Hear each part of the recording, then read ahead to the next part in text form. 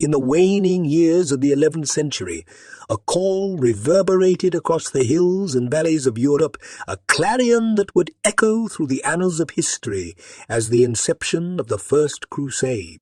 This monumental expedition, ostensibly launched to reclaim the Holy Lands from Muslim rule, was as much a spiritual quest as it was a military campaign.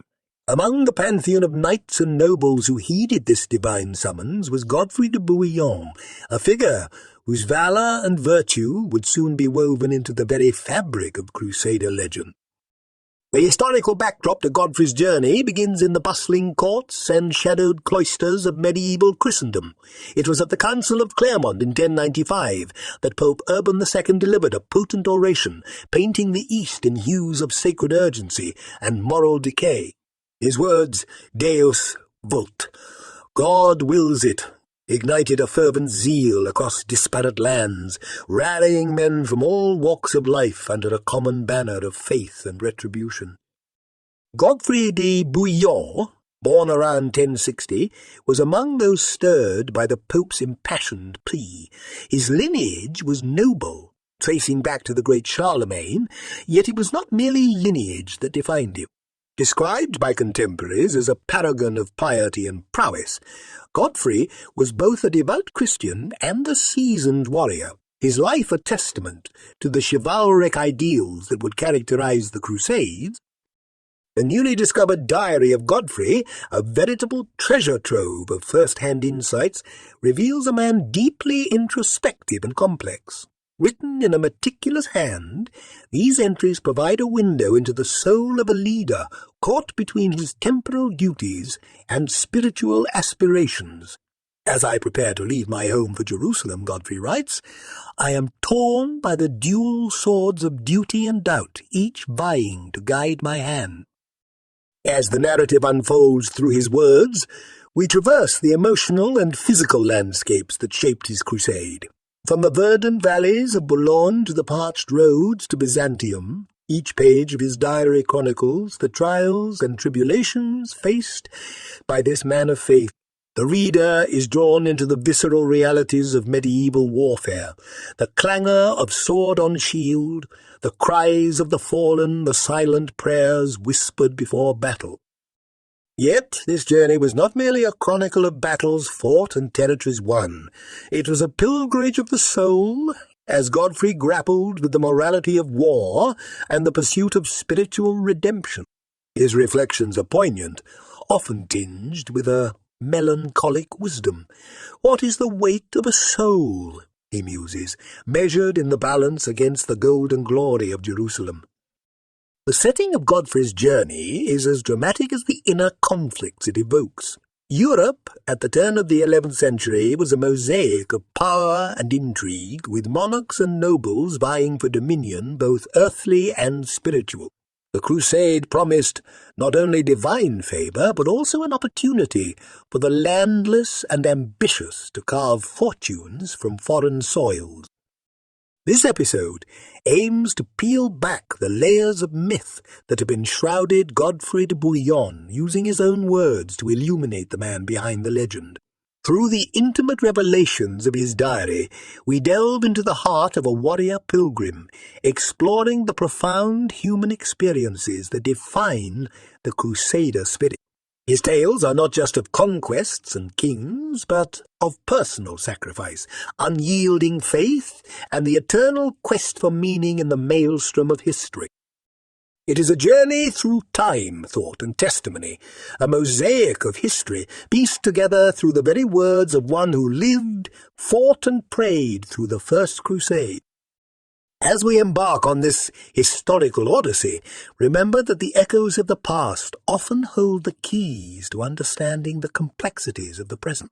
Let the diary of Godfrey de Bouillon guide us through the shadows of history, illuminating the Crusader's path with the flickering torch of his own profound insights and enduring legacy. In the chill of autumn, as the leaves turned a brittle gold and the winds whispered of coming frost, a profound stir took root in the heart of Europe. It was a time of great religious fervour and intense political intrigue. a period when the very foundations of power and piety seemed to tremble under the weight of impending change. Amidst this whirlwind of historical currents, a singular voice rose above the din, cutting through the complexities of medieval geopolitics with a message both urgent and divine. Pope Urban II, standing before the gathered masses at the Council of Clermont in 1095, delivered a speech that would reverberate through the corridors of time. With eloquence and conviction, he painted a vivid tableau of the Holy Land, subjugated under the yoke of the infidel, and called upon the knights and nobles of Christendom to take up arms in a sacred quest to reclaim Jerusalem. His words, imbued with a fiery zeal, left no room for indifference. Christians, hasten to help your brothers in the East, for they are in urgent need of your aid. Let this be your war cry in combat. God wills it. Godfrey de Bouillon, a man of deep faith and formidable martial prowess, found his destiny irrevocably entwined with this divine clarion call. From his stronghold in Boulogne he had ruled with a judicious blend of strength and mercy, earning the respect of his peers and the love of his subjects. Yet the Pope's impassioned plea awakened in him a higher calling, a celestial summons that could not be ignored.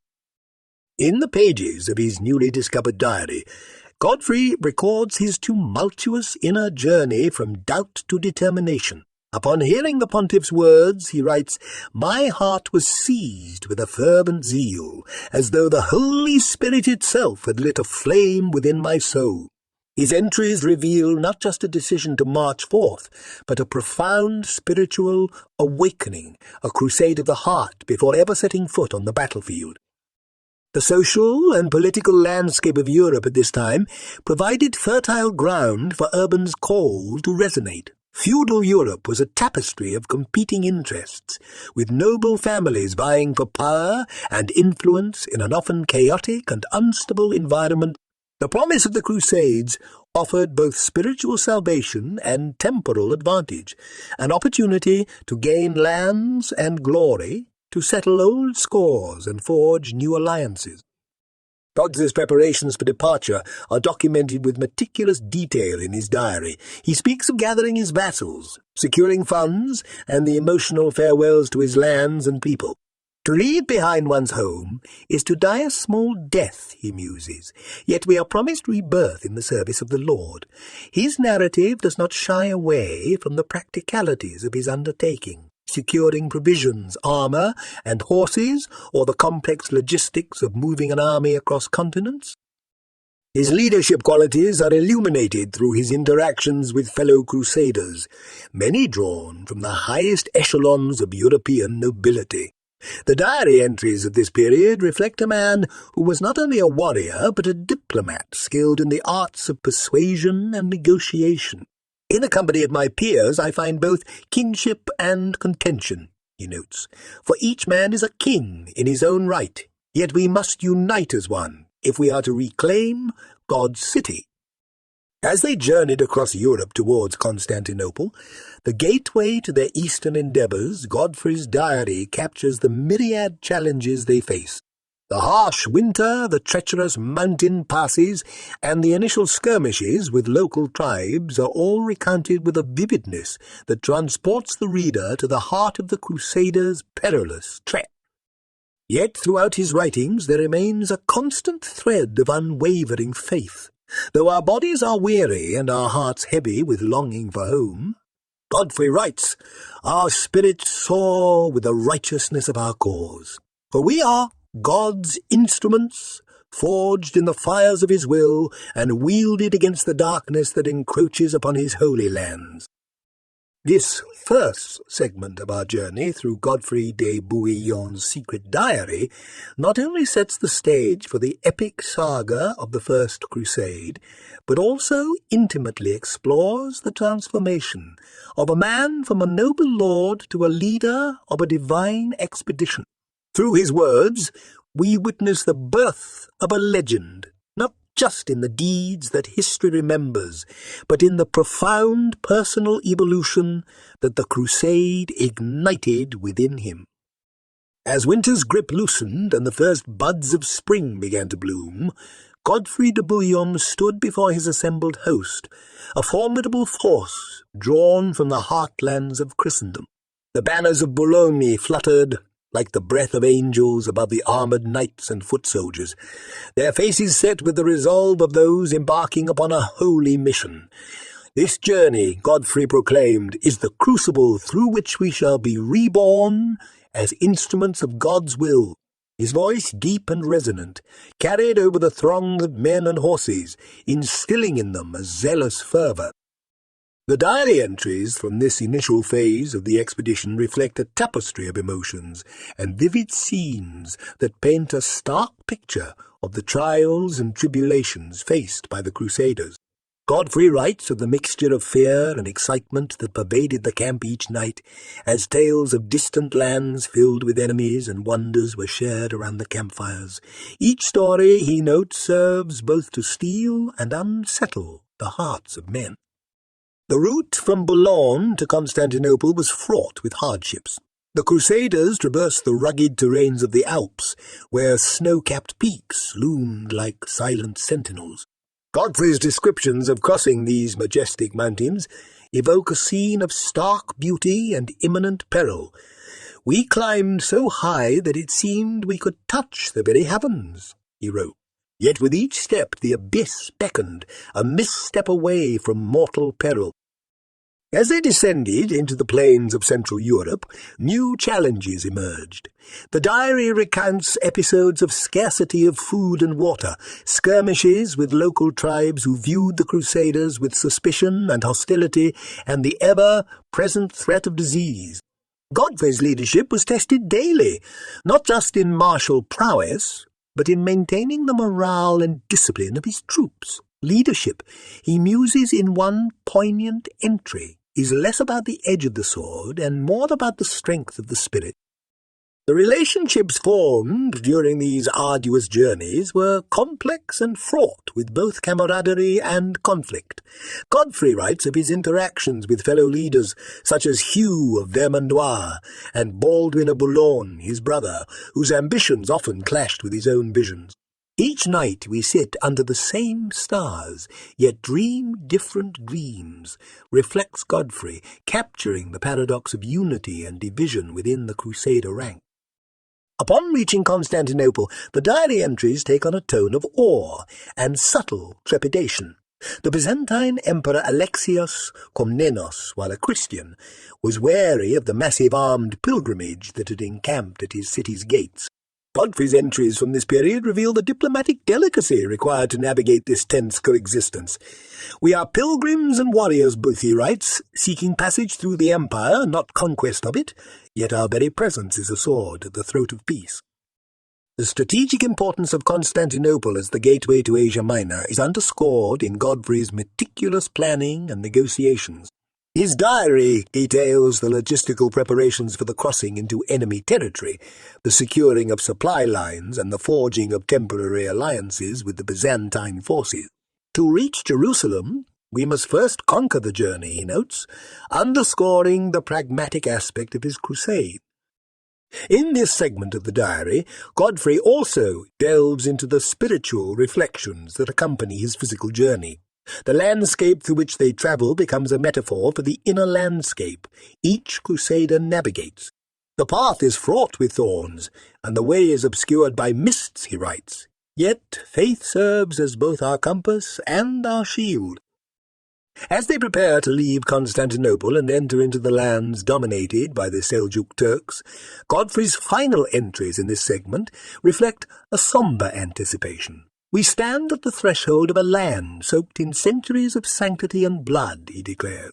"May our journey honour those who walk these paths before us, and may our deeds reflect the purity of our cause."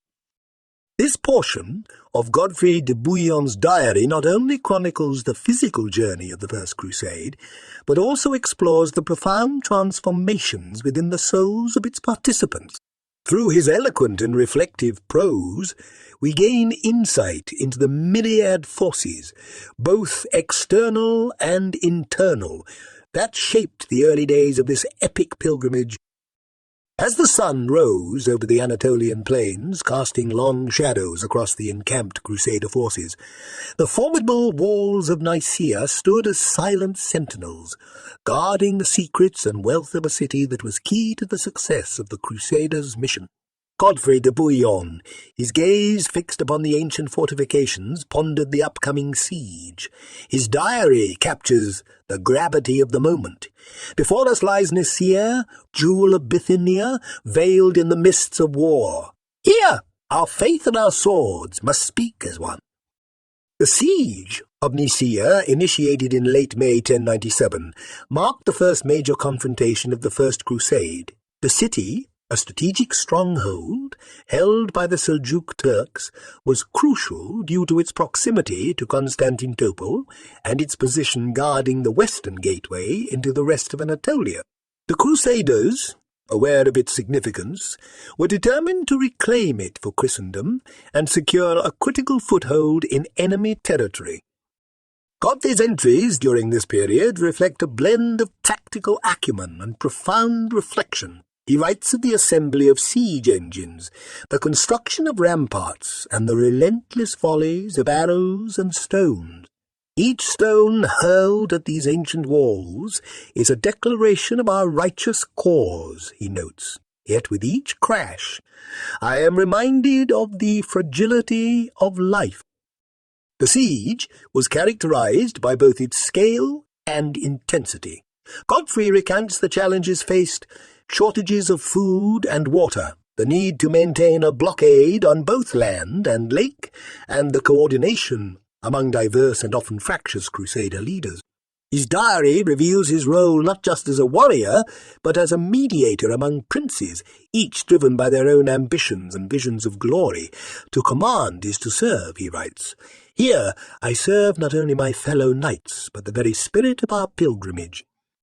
The narrative grows tense as Godfrey describes a critical turn in the siege. A coordinated assault was planned, involving a simultaneous attack from both land and water. The Crusaders had managed to transport boats overland to the lake, a feat of logistics and determination that Godfrey details with a blend of pride and astonishment. Behold how our boats glide upon the lake as if by the hand of God, from water to wall.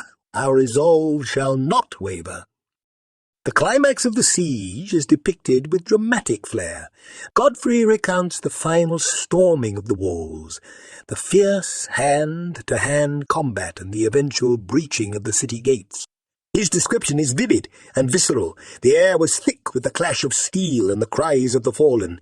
We surged forward, a tide of iron and faith, breaking upon the walls like a divine storm.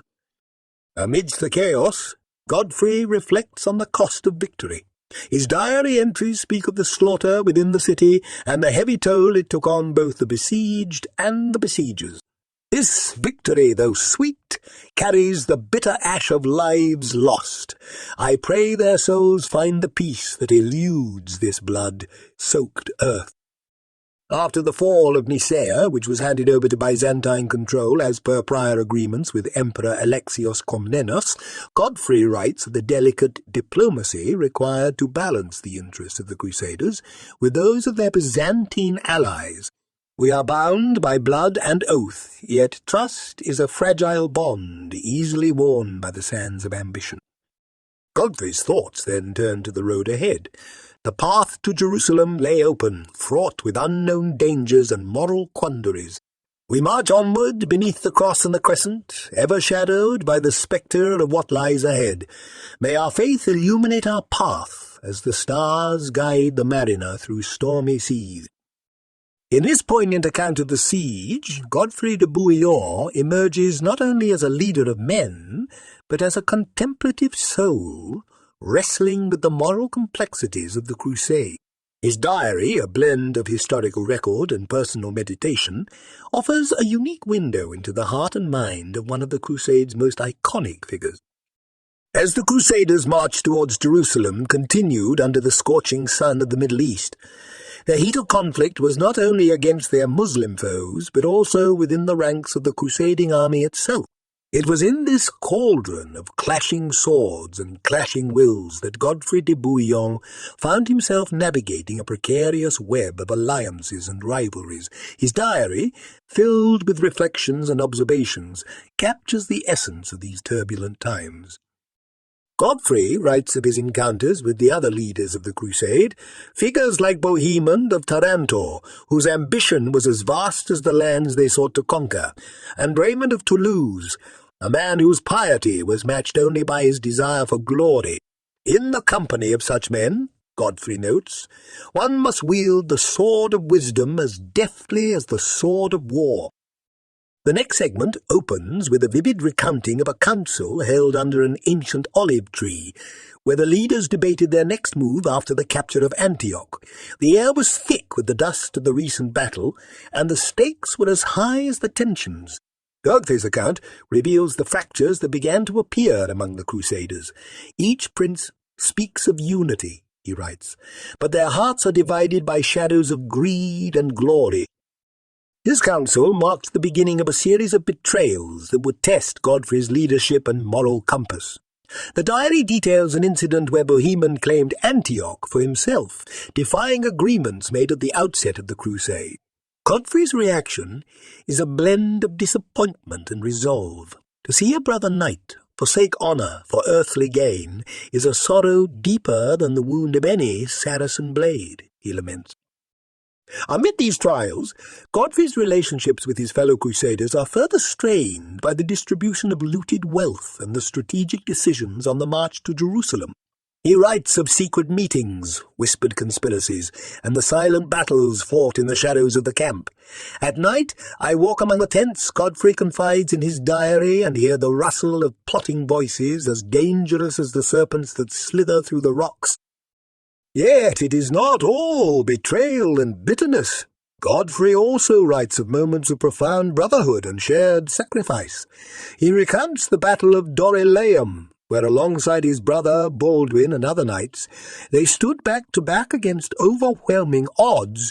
In that hour, our spirits were forged together in the crucible of combat, and I knew the true meaning of brotherhood, he reflects. He speaks of his nightly prayers, seeking guidance and solace from the divine. Lord, grant me the strength to bear the weight of these crowns we seek, and the wisdom to discern the path of righteousness, he prays, his words echoing the solitude and burden of command. As the Crusaders draw closer to Jerusalem, Godfrey's diary entries become more introspective. He questions the nature of their mission and the cost of their victories. What profit a man to gain a kingdom, yet forfeit his soul? He muses, contemplating the ruins of cities and lives left in their wake. The segment closes with a powerful reflection on the nature of leadership and legacy. As they camp within sight of Jerusalem, Godfrey writes, tomorrow we march into history. May our deeds here be remembered not for the gold we gathered, nor the lands we conquered, but for the justice and mercy we bestowed upon those who fell before us. In this richly detailed narrative, Godfrey de Bouillon emerges as a figure of complex morality, caught between his ambitions, his loyalties, and his faith.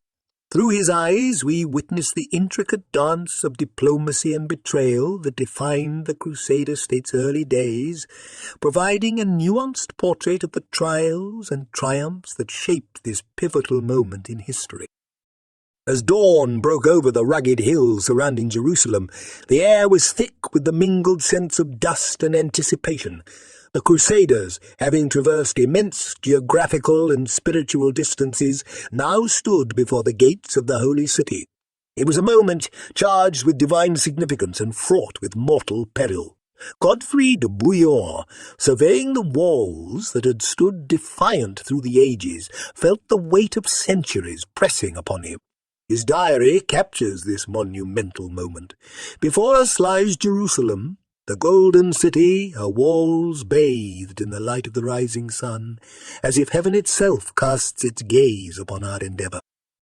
The siege of Jerusalem, which commenced in June 1099, was the culmination of a long and arduous journey, both literally and metaphorically. The Crusaders, exhausted yet driven by a fervent piety, faced formidable defences and a determined foe. Godfrey's entries from this period reflect the intense spiritual and emotional turbulence of the siege.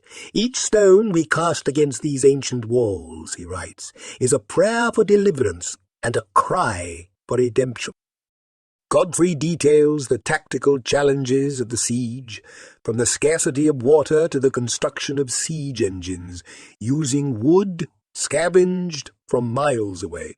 The narrative is interwoven with vivid descriptions of the brutal clashes at the walls, the rallying cries of the knights, and the solemn processions of the clergy praying for victory.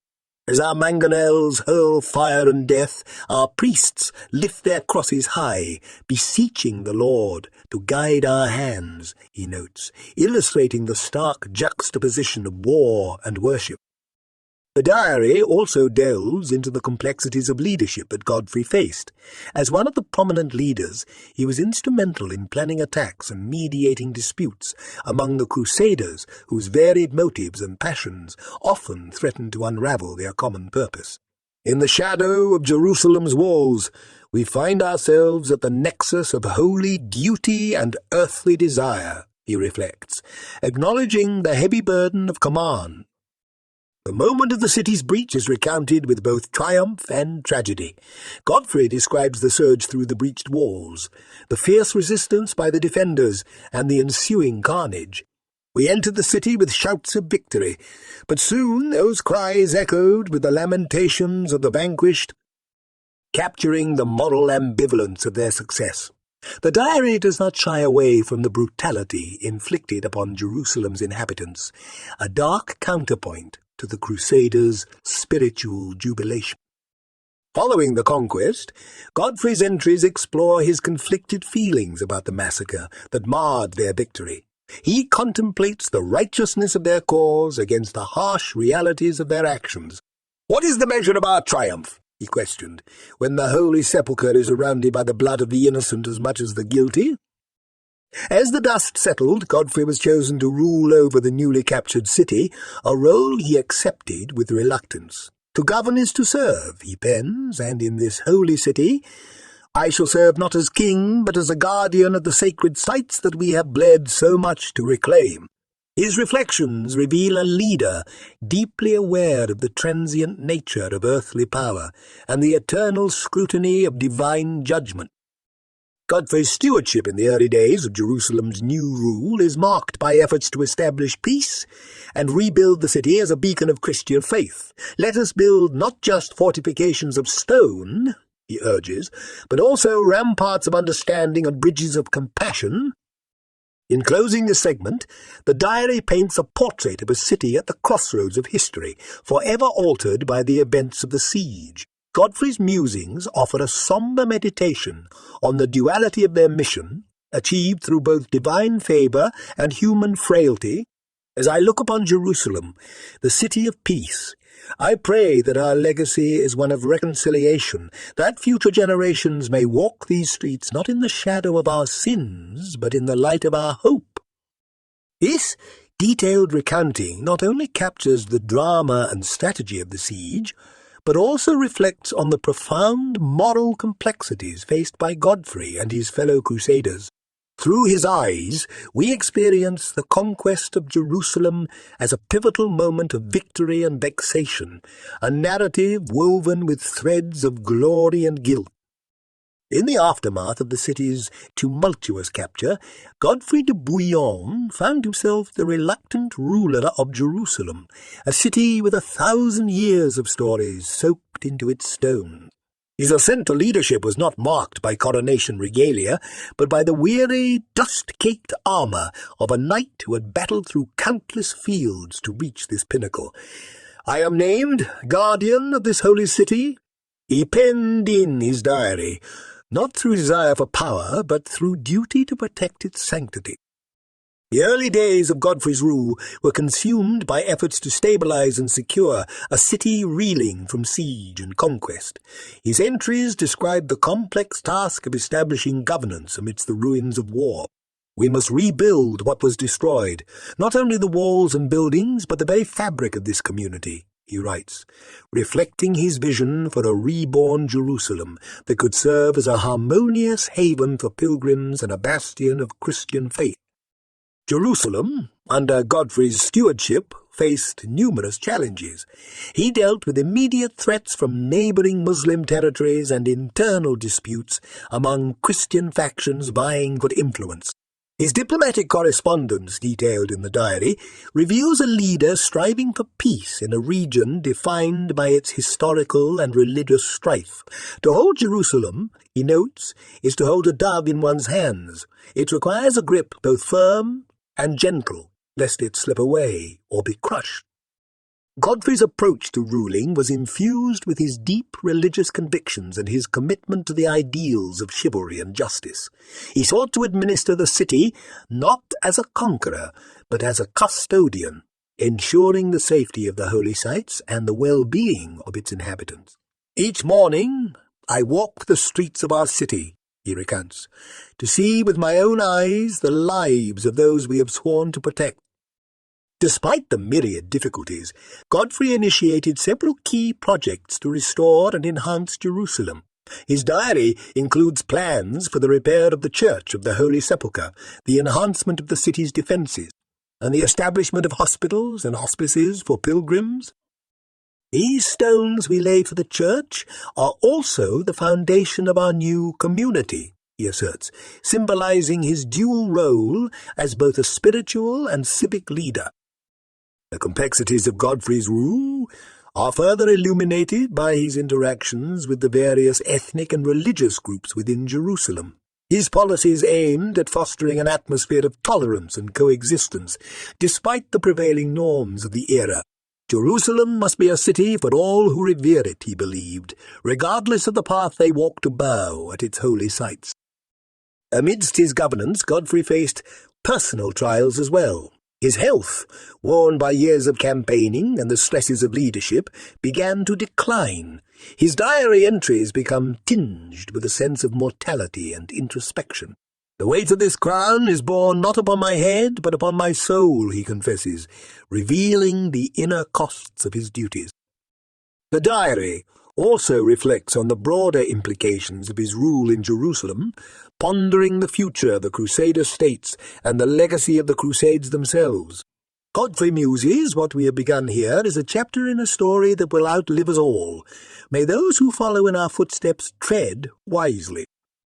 As his rule progressed, Godfrey remained deeply engaged in the defence of Jerusalem, leading sorties against nearby threats and fortifying the city against potential sieges.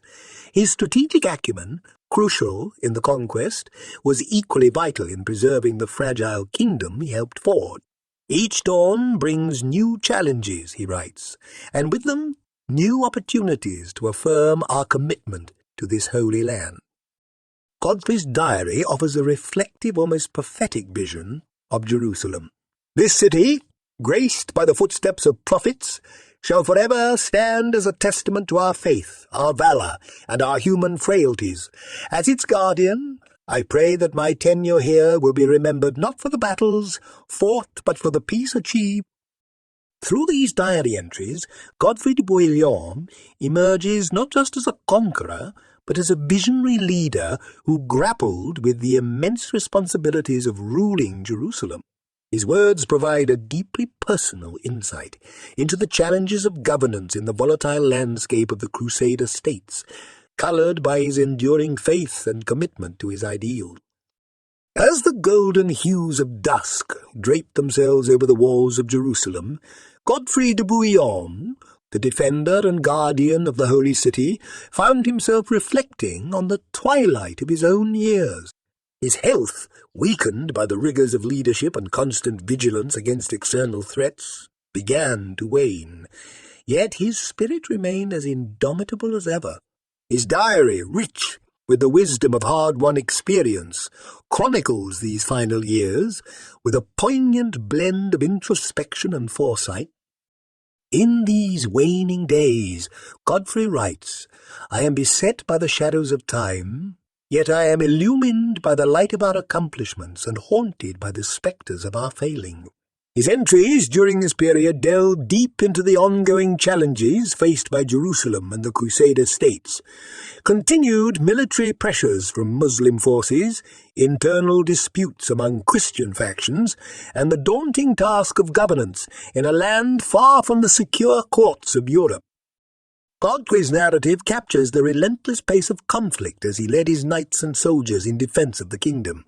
The diary recounts several critical engagements, including skirmishes, with the Fatimid forces pressing from the south and the Seljuk Turks threatening from the north.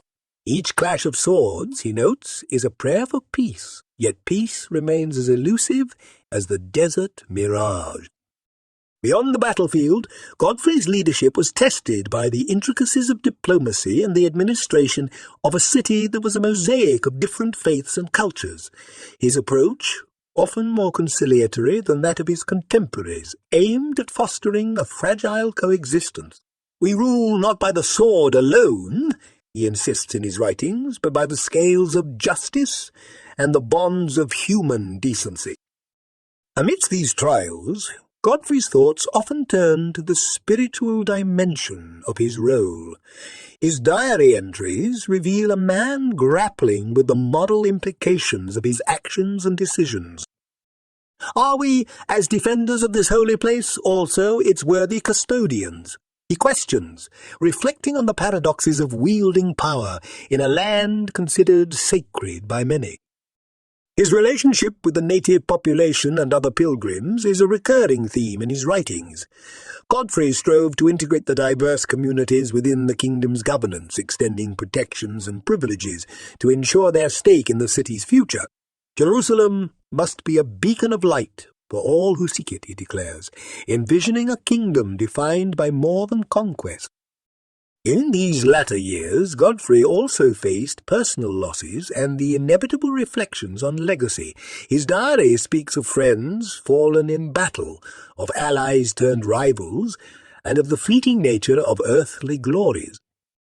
What remains of a man when his time comes to pass into the Lord's hands? He ponders. Naught but the memory of deeds, the love he fostered, and the faith he upheld.